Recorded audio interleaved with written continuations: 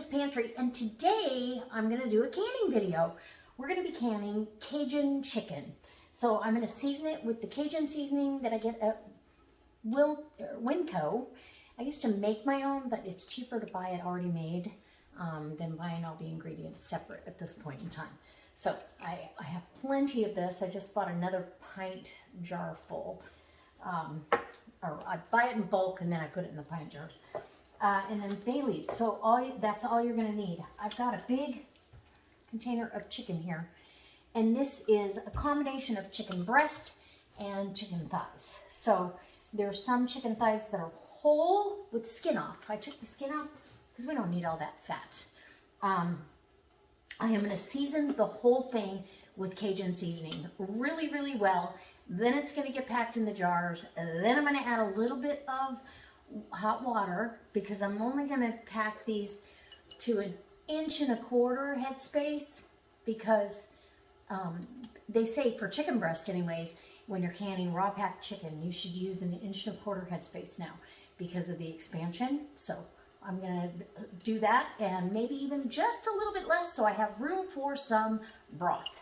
Okay, because this is going to make its own broth, but I want all the meat covered, so you know how I am.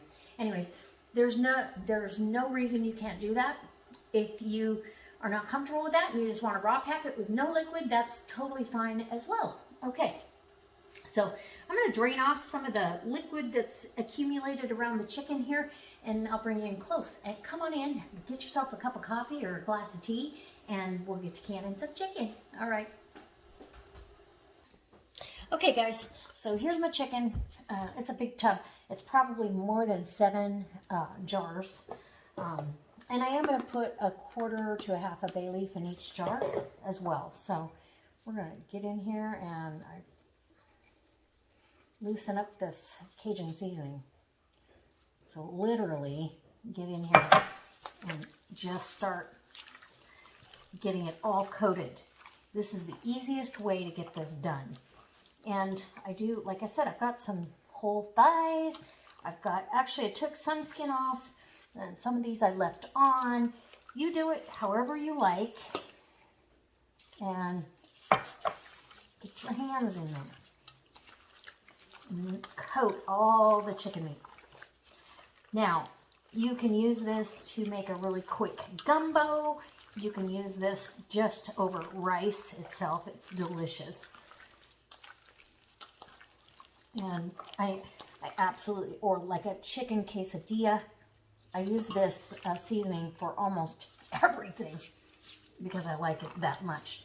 Now, you could let this marinate, but we're really, because you're pressure canning, you don't need to. It's going to marinate right in the jar. That is going to go right through to all the meat. And this has sodium in it, so I'm not going to add, I was going to add bouillon, and I did a second take on that. I'm just going to add hot water.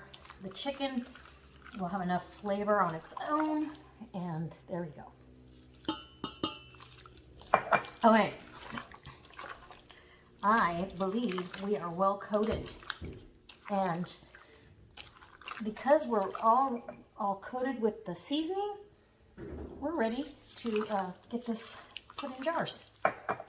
See how nice that looks? It's all seasoned up. And I just get down to the bottom of that bowl. We might have a couple canning sessions, I'm not sure. But we're going to start out with 7 pint jars, and then we'll go from there. And maybe we'll just have this for dinner. All right. So, no easy way to do this other than to just start packing jars. So I'll probably leave the whole thighs out for dinner. And I'll do those in the air fryer. And look at that. You're definitely going to have, okay, so I want to do it about like that, okay? And you're going to want to wipe that rim really good with vinegar, and because there's no way to keep that off there. My canning funnel is in the dishwasher, and just shake your jar down. You can kind of pack it in there a little bit, but this meat is super cold. Cold jars, cold meat, cold water in the canner, cold everything, okay? And like I said, this is a combination of chicken thigh and breast meat, all in here. And I boned a whole chicken. That's why I've got some whole thighs there. I'm going to take some of that out. All right. Isn't it pretty? It's going to be so nice to have that flavor profile on the shelf at my fingertips. Right? Okay. And it's messy. Just saying. But that's okay. And the nice thing is, I've already got my meat seasoned up for dinner. So if I was going to do the bone-in thighs in a different canning session, you only have to can them for 65 minutes in a pint jar, 75 per quarts. But because this is boneless, we're going to be canning this for 75 minutes, and we're using the 4 jars lids because they're amazing. And that's really all I use now. So, 1.5 inches, 1.25 inches of headspace there, and my hand is frozen. And more 1, 2, yeah. I probably should have got the bigger canner out, but that's okay. We'll do another canning session tomorrow using the rest of this up, or later on today. I'm gonna get some beans. We'll do chicken and beans. Get some beans soaking for tomorrow, and that's how quick and easy that is. Kind of messy, but we still have 1, 2, 3, 4 thighs, so that's enough for dinner, and then all this other chicken meat. So I'm going to, I'll probably go ahead and put the chicken in jars, and oh man, and I'm telling you, it's cold. I'll store that up for tomorrow, and we'll either have it for dinner or we will have it for another canning session and fill the rest of the canner with some beans. All right, here we go.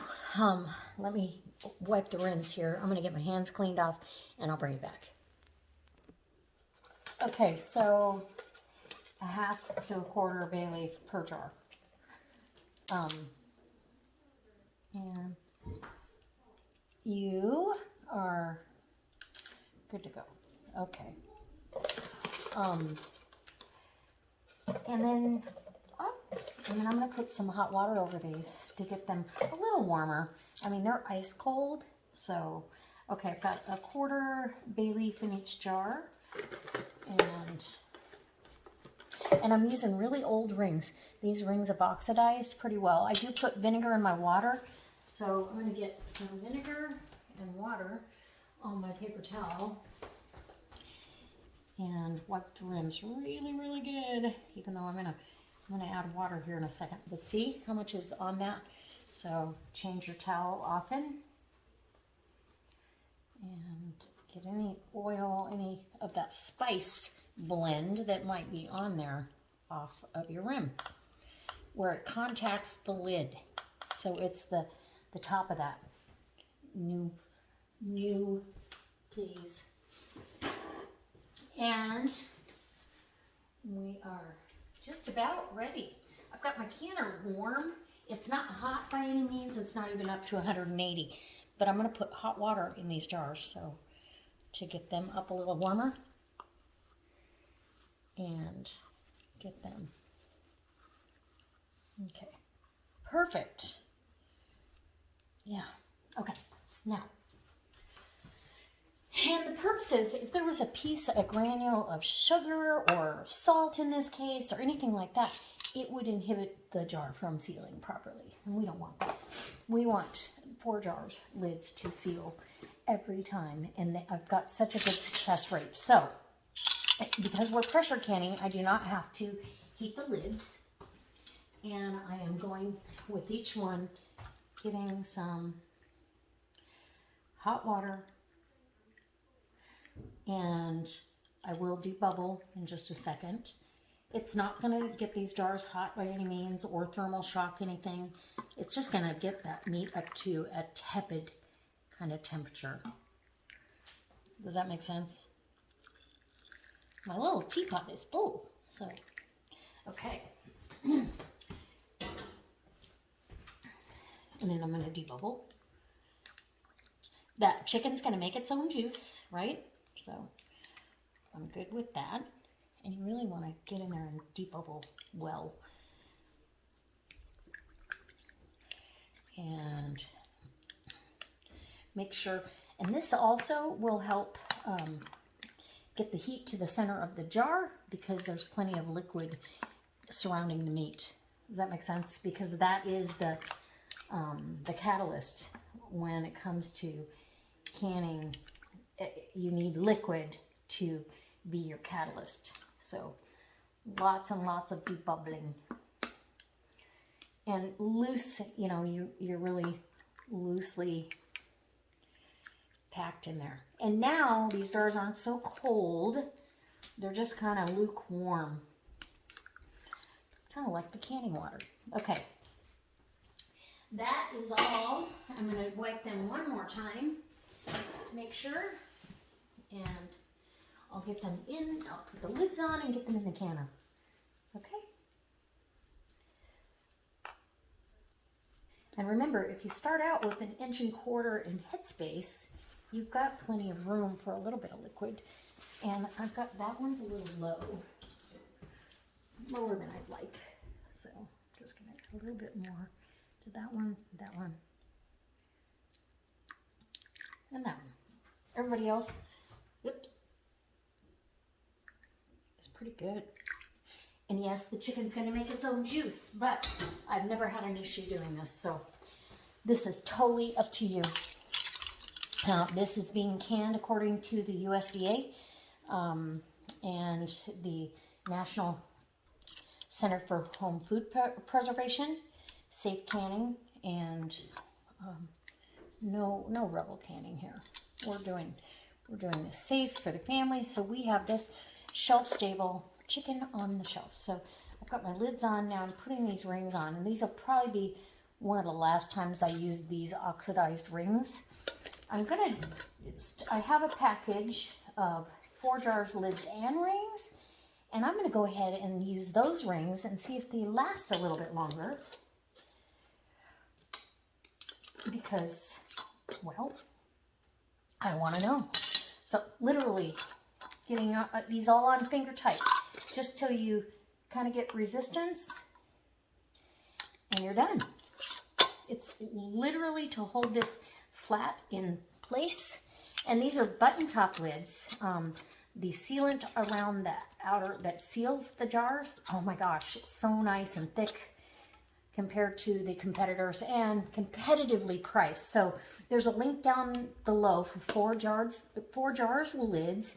And if you use the promo code Linda's Pantry, all one word, no apostrophe, all in caps, you will get 10% off your order. So okay, let's go get this in the canner and we'll bring it up to speed. We're going to vent that canner for 10 minutes out of the petcock, and I'll show you what that means. Okay, so I've got all 7 jars in the canner and I'm putting the lid on. I just turned the heat up a little bit, about to medium, not to high. It doesn't need to come up that fast. And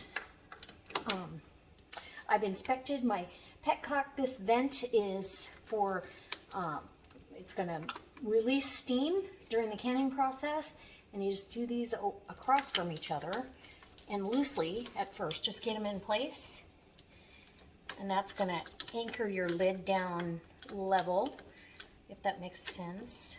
Okay, so it'll kind of even it out, and then now that they're all in place, we're going to go ahead and tighten those up.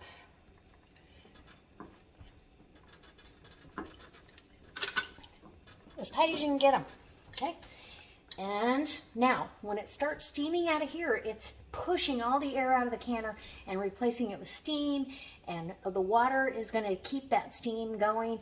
That is what it's going to equalize the temperature in the water around the jars, And for 10 minutes, we're gonna let that steam as much as, let it spew, okay? And then once that 10 minutes is up, we're gonna put our 10-pound weight on. And that's because my altitude requires 10 pounds of pressure. If you're at a higher altitude than 1,000 feet, you're gonna have to go to 15 pounds. But you check your altitude with Google Pants. He knows everything. All right, let's do it. And oh my gosh, super excited about this one. And I'm excited about dinner. Okay guys, the canning, everything is done. It went for 75 minutes. And then I let it come down off of pressure naturally, and then really let it sit here for quite some time. I do have a little bit of siphoning, only because, you know, I added water to this, and it's okay. They're still boiling in the jars. It smells really good. We had Cajun chicken for dinner, and delicious. I cannot wait to have this on the shelf. So I'm taking these all out, and as these cool down and settle down, we will, and you can see there's a little bit of siphoning, but not bad. And I think all my chicken will be submerged under broth, which is what I like. And then tomorrow, after these sit and kind of rest for the night, I will take the rings off, because they're all loose. These jars have already sealed. They're all loose. I don't rush getting them out of the canner, only because I don't want any more liquid to siphon than necessary. So 7 pints of Cajun chicken, delicious. And then tomorrow, like I said, I will get in here and I'll take these rings off and wash the jars, label them, and put them on the pantry shelf. So a little bit of siphoning, not much, and all the jars look great. They look like they have plenty of actual broth in the jar with the chicken, which is what I wanted. I didn't want it dried out, or, you know, I don't want a lot of meat above the liquid level. So, all right, guys, I can't wait to see you next time. And again, tomorrow, I'm probably going to be canning some beans. I think we're going to do kidney beans. I was going to do chicken and kidney beans, but I haven't decided. That chicken is so delicious. We had it with rice and in the air fryer. Phenomenal. So, just so you know, this is going to be great to have on the shelf. All right, guys. I'll see you next time for another delicious canning video and canning video recipe using 4 jars lids. All of these lids are from 4 jars, and they're all sealed. So there you go. All right.